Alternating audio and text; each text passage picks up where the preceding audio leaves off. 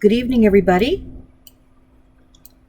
and welcome to week 2 of Advanced Patho 1. I normally like to get these announcements posted on Sunday, but I was unable to do so last night. However, I was able to get through all of your postings, and I hope everyone sees the feedback that I gave you.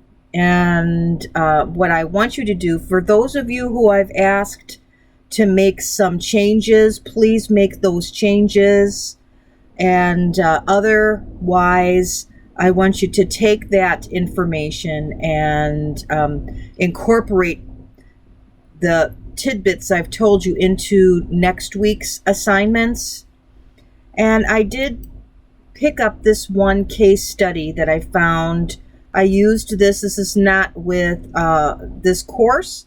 It's with a different course. However, I think you may find it helpful. Now, we're going to expand on this. This is very early on development of a case. So as we move forward, you'll be getting more and more in tune with how to develop and document a case. But right now, what I want you to do is get subjective and objective down. So for this week, subjective and objective, that's very important. And I find that many people confuse these two topics. Now, what does it care? What does it matter? Well, as healthcare providers, we need to document in a certain way, not only to substantiate the diagnosis that we have, but we also need to document so that we are reimbursed by insurance companies appropriately. So we have to have a certain criteria documented, or else we don't get reimbursed. Additionally, this helps us to determine what our diagnosis is, and it helps us to create a logical thought process, and we put it down on paper that helps us to develop a diagnosis. And in the event if any of our cases went to a court of law for litigation, they would look to see what criteria we utilized to come up with the diagnosis that we did. So all of these pieces of documentation that you're going to be learning over the next weeks is incredibly important. Not only will it help you to develop that diagnosis, but it's also going to help substantiate reimbursement, and it will also help protect you in the event that any of your cases went to litigation. So what I want you to do next week is follow this format, and you can see how they put the febrile seizure here, the differential diagnosis, and then the rationale. So you need to have at least 3. That's the minimum. You can have 10 if you want, but I want to have at least 3. And then of those, you're going to choose one that will be your final diagnosis. So follow this format as you move forward. And you can see how this is week 1 differential diagnosis. And then these are your differential diagnoses. Now, as you're doing, let's actually go into the module so I can show you what you're going to be doing this week, and we can discuss the formatting for that. Okay, so let's go to week 2. Whoop.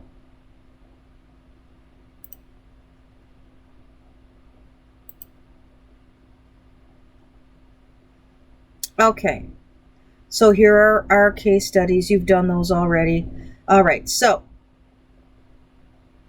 that's week 1. Here we go for week 2. Monday, that was today, the healthcare provider's diagnosis is revealed for every video. Students will compare their diagnosis with that of the healthcare provider and consider discrepancies.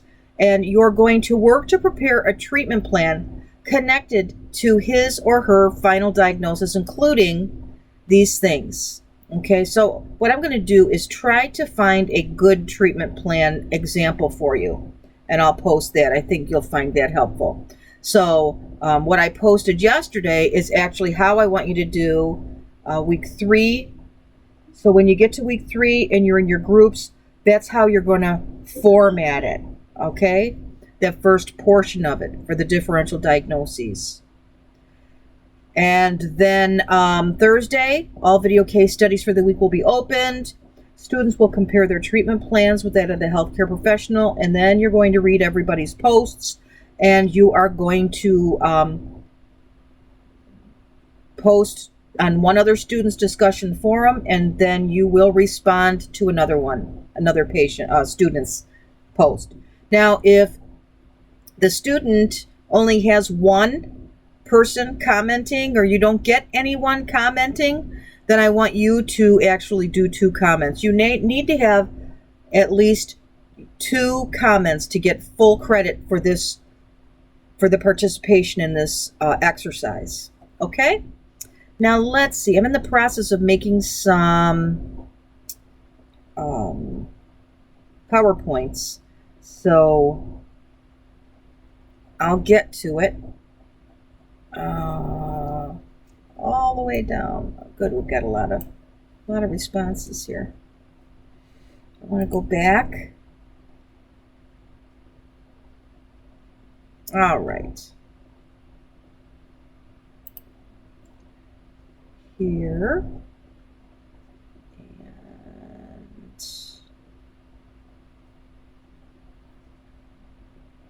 all right, let's start up here. For our overview. Our overview for week 2. And we have some background readings for you and some PowerPoints for you to look at.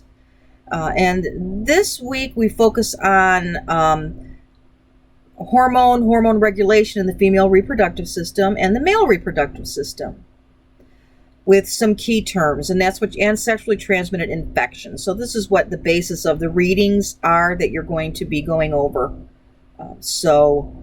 You will see that, in fact, I think I made this presentation on sexually transmitted infections, and that's what I'm doing. It's taking a really long time. I have more as you move forward, but I'm making PowerPoint audios for you.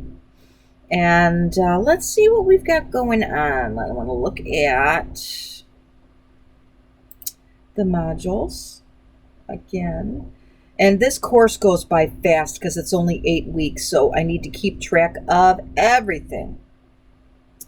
So we have our midterm exam coming up on week 4. So there will be an exam review a few days prior to the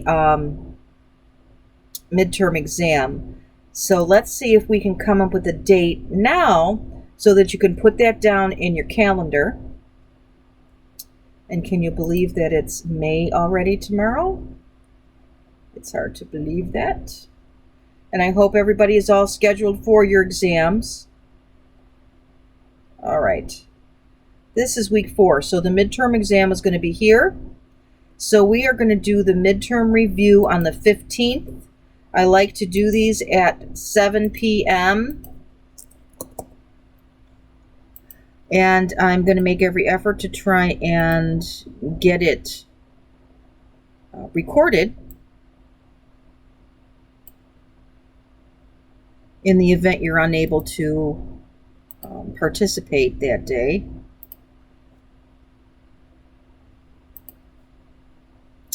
And I don't have the PowerPoint developed yet, but I will be working on that, and as soon as I get it developed, I will send it out to you. These midterm reviews typically last anywhere from 1 to 1.5 hours, and I think that you'll find it very helpful. I do it in all of my other classes. I initially did not do it for Patho, and then elected to for the final because there was a disconnect there, and I think the students found it very helpful. So we're going to do that midterm review on the 15th. That gives you a few days before the midterm so that you can finalize your study plan. And the midterm review that we do is not by any means all inclusive of all of the material that will be included in the midterm. That's not what the purpose of the midterm review is. I conduct it as though I'm holding a lecture, and some of the material may be on the exam. Other pieces of the material are components I think is important for you to know as you begin your journey towards becoming a nurse practitioner. So I hope that this finds you healthy and happy, and I hope you have the rest of the evening to kind of relax and gear up for the coming week's studies. Have a good evening.